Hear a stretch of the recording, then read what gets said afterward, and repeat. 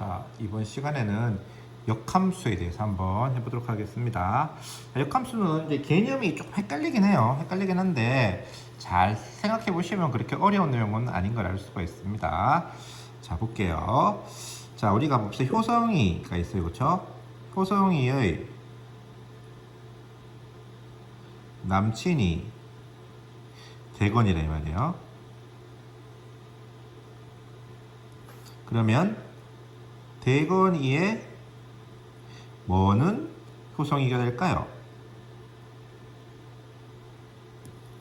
효성이의 남친이 대건이일 때 대건이의 뭐가 효성이가 되겠습니까?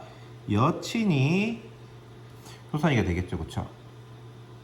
맞아. 그럼 우리 생각하면 돼. 우리가 남친이라는 함수가 있다면 남친이라는 이렇게 함수가 있을 때 이게 효성이가 있잖아요, 그렇죠? 효성이의 남친은 대건이다. 이렇게 하면 이렇게 연결되는 거잖아요, 그렇죠? 요거 일 때 거꾸로 그러면은 이게는 당연하게 효성이니까 이게 다 여자들만 있을 거 아니에요. 여기는 더 남자들만 있을 것이고, 근데 거꾸로 우리가 남친을 찾아라, 여친을 찾아라 이렇게 할 수도 있잖아요, 그렇죠?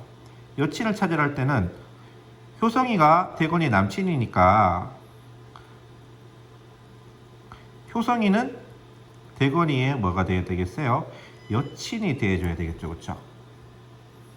요런 것을 갖다가 역함수라고 해요. 남친의 역함수는 여친이다, 이렇게 말을 하는 겁니다. 자, 예를 한번 들어보겠습니다. fx, f1이 2다 이 말이에요. f1이다. 1이 2로 대응된다 이 말이에요. 1이 2로 대응될 때 2가 1이 되는 를 갖다가 함수 g를 갖다가 fx의 역함수다라고 말을 합니다. 이걸 잘 생각해. 그러니까 역함수는 단독적으로 존재하지 않아요. 존재하지 않고 항상 뭐가 있을 때 효성이가 대건이 남친이 있으면 이 녀석의 역함수가 남친이라는 게 있을 때 남친의 역함수가 여친이 되는 거예요. 그래서 이런 f1이 2라는 것이 있을 때 그 녀석의 역함수가 이렇게 된다 이 말입니다. 자, 그림으로 한번 그려보도록 하겠습니다. 자, x, y, 1, 2, 3이 있고 4, 5, 6이 있을 때 자, 요렇게 하면은 요게 f예요. 자, 그러면은 1이 4에 대응된다, 그렇죠? 1이 4에 대응돼야 되니까 역함수는 4가 어디에 대응돼야 된다? 1에 대응돼야 되고 2가 6에 대응되니까 6이 어디에 대응돼야 된다?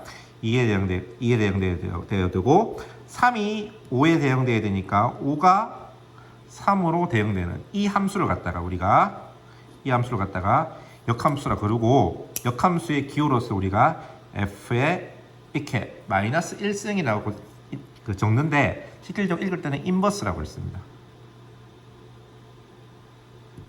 인버스. 그래서 요걸 갖다가 우리가 역함수다라고 말을 해요. 근데 이거 보면 알겠지만 이게 여기는 정의역이 1, 2, 3이고 공역이 4, 5, 6이 되는데 여기는 어떻게 돼요? 이렇게 되고 이렇게 돼요, 그렇죠? 그래서 우리가 알 수 있는 게 원래 함수의 정의역이 역함수의 공역이 되고 원래 함수의 공역이 역함수의 정역이 되는데 그럼 뭐가 좀 문제가 있을 것 같지 않습니까? 왜냐 그러면 함수가 되기 위해서 어디에 조건이 필요하다고 했어요? 정의역이 되게 중요하거든요. 정의역. 자, 그런데 한번 봐봐. x 1, 2가 있고 y 4, 5, 6이 있을 때 이런 함수를 쓸 수 있잖아요. 그렇죠? 이건 함수가 되죠? 이 함수가 되잖아요. 그렇지? 그럼 이거의 역함수를 구할 것 같으면 1이 4에 대응되니까 4가 어디에 대응된다? 1에 대응돼줘야 되고 그 다음에 2가 5에 대응되니까 2가 5에 대응되니까 5가 어디에 2에 대응돼야 되겠죠? 그 다음에 3이 5에 대응되니까 5가 어디에 이렇게 되면은 5라는 건 한 개인데 5가 어떻게 2, 3 이렇게 두 개로 가니까 얘는 함수가 안 되네. 그래서 우리가 알 수 있는 게 뭐냐 그러면 모든 함수가 전부 다 역함수가 있는 것은 아니야. 그럼 언제 있어야 되겠느냐라는 거예요. 이런 현상이 발생 안 하려 그러면 역함수는 언제 있느냐 그러면은 1대1 대응인 경우만 역함수가 존재합니다.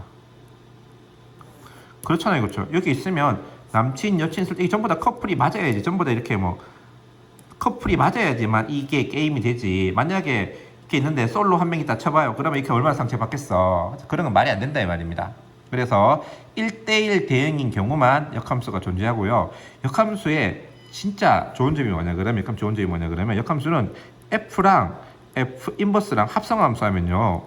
뭐가 되냐 그러면 X가 돼요. 되게 좋은 거야 이렇게. F랑 F, 왜 그러냐 그러면 당연한 거 아니겠어요. 자, X를 Y에 보내는 게 F잖아요. 그렇죠? F 인버스는 뭐예요? Y를 X에 보내는 거잖아요. 합성하면은 X를 Y에 보냈다가 또다시 이게 순서가 바뀌었어. 오케이. X를 Y에 보냈다가 또 Y를 X에 보내니까 결국 X가 X로 가는 게 돼서 그러니까 X를 Y로 보내고 Y가 다시 X로 요게 합성함수 요게 F고 요게 F 인버스니까 합성하면은 되지 않겠냐라는 거예요. 그렇죠? 됐습니까? 그래서 요게 되기 때문에 어떤 복잡한 계산을 할 때 역함수를 딱딱 쳐요. 마치 이런 개념이에요.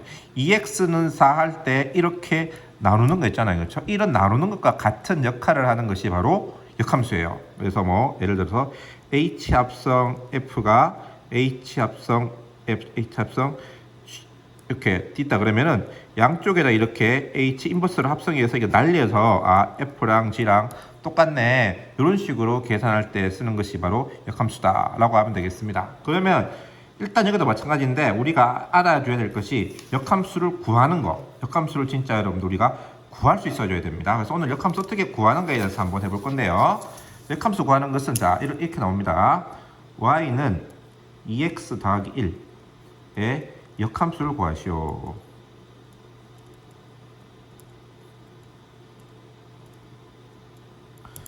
이렇게 나온다 말이에요. 그럼 역함수란 말은 뭐냐? 그럼 이거는 x를 대입했을 때 y가 나오는 거잖아요.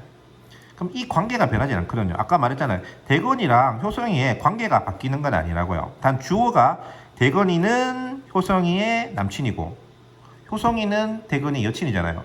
둘이 관계 자체가 바뀌는 게 아니에요. 그래서 이 x와 y 자체의 관계가 바뀌는 건 아니에요. 그런데 어떻게 해야 된다고요? 요거는 지금 x를 넣었을 때 y가 나오는 거잖아요.